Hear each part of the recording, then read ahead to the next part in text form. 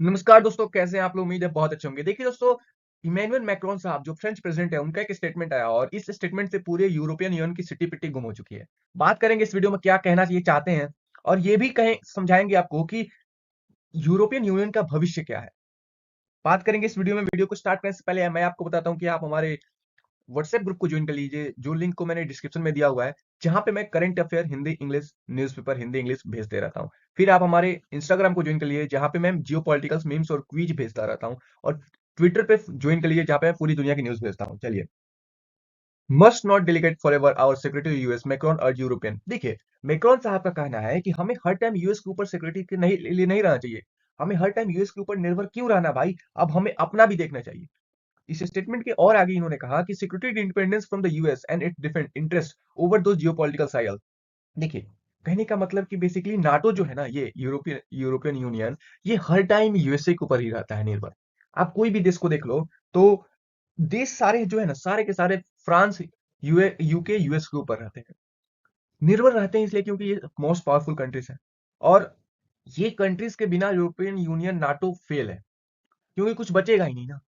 आगे इन्होंने कहा we must not delegate forever our security. हमें हर टाइम अमेरिका के ऊपर नहीं रहना चाहिए, क्योंकि डर गए हैं ये।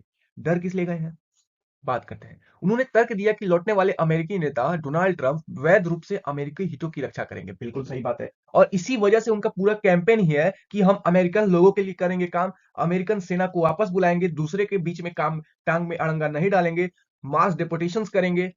तो यही सारी वजह से, और जो अमेरिका भी यही चाहता है। अमेरिकन लोग वैसे बहुत तेज है, आपको बताऊं। अमेरिकन कभी भी नहीं चाहते हैं कि वार हो, यूएसए का भी वार हो। आपको बताऊं, सेकंड वर्ल्ड वॉर में जब तक पर्ल हार्बर पे हमला नहीं हुआ था, तब तक यूएसए क्या कर रहा था? सपोर्ट कर रहा था, बैकडोर से सपोर्ट कर रहा था, बस वेपन भेज रहा था, डायरेक्ट वार में इन्वॉल्व नहीं हुआ था। जब पर्ल हार्बर पे हमला हुआ तब आया। अगर वो वर्ल्ड वॉर सेकंड में घुस जाता डायरेक्टली, तो वहां की जनता उनकी खटिया खड़ी कर देते, सत्ता बदलवा देते। तो वहां के लोग पढ़े लिखे समझदार हैं। यहाँ पे नहीं कि थोड़ा सा चिंगारी लगा दो तो ये जान देने के लिए तैयार हो जाएंगे। तो वैसे जनता नहीं है यूएसए की। यूएसए की जनता समझदार जनता है। वो कभी नहीं चाहते हैं कि वार हो। और ये जो स्टेटमेंट है फ्रांस प्रेसिडेंट के द्वारा कि हमें अपने हितों की सुरक्षा खुद करना चाहिए, यूएसए पे निर्भर नहीं चाहिए, पहली बार नहीं है। इससे पहले भी बता चुके कि हमें अब अपना सुरक्षा स्वयं करना चाहिए, क्योंकि बेसिकली ट्रंप जो है ना, वो उस क्लोजेस्ट अलाई जो यूरोपियन यूनियन का दुश्मन है, उसके बहुत क्लोजेस्ट फ्रेंड है। अब देखिए, उन सभी का बातें छोड़िए, फ्रांस क्या कर रहा है? फ्रांस अभी अपना जो अपना सफिशिएंटी है, अपना डिफेंस को स्ट्रॉन्ग करने में और लगा हुआ है। और कुछ दिन पहले फ्रांस ने ये भी बोला था कि जो भी यूरोपियन कंट्रीज हैं, उनको अपना long range surface missiles and other items को बना लेना चाहिए। समझ रहे हैं ना आप लोग? और हाल ही में क्या हुआ है कि सिर्फ ये एक दिन पहले की खबर है, 9 तारीख को, कि फ्रांस ने क्या किया है कि वो पिनाका रॉकेट लॉन्चर सिस्टम को एक्वायर करने वाला है। आर्मेनिया भी पिनाका रॉकेट लॉन्चर ले चुका है। तो अब फ्रांस एक तरीके से एक शिफ्ट मोड़ रहा है अपना। वो अपना यूरोपियन यूनियन नाटो से थोड़ा रुख मोड़ रहा है कि नहीं भाई, हम अपना सिक्योरिटी सुरक्षा स्वयं करेंगे। हम हमेशा यूएसए पे डिपेंडेंट नहीं रह सकते हैं। और बहुत बातें बोली ट्रंप ने, मैक्रोन ने एक इवेंट के दौरान।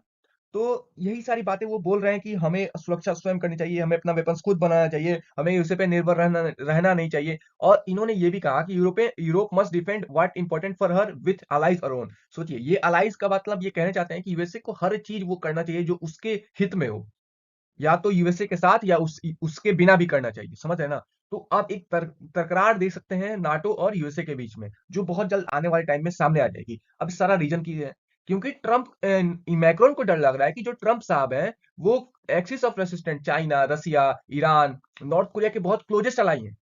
तो इस वजह से डर लग रहा है कि अगर ये हमला हम पे ऊपर करेंगे, ये कभी अटैक करेंगे, तो यूएसए हमको बचाने नहीं आएगा।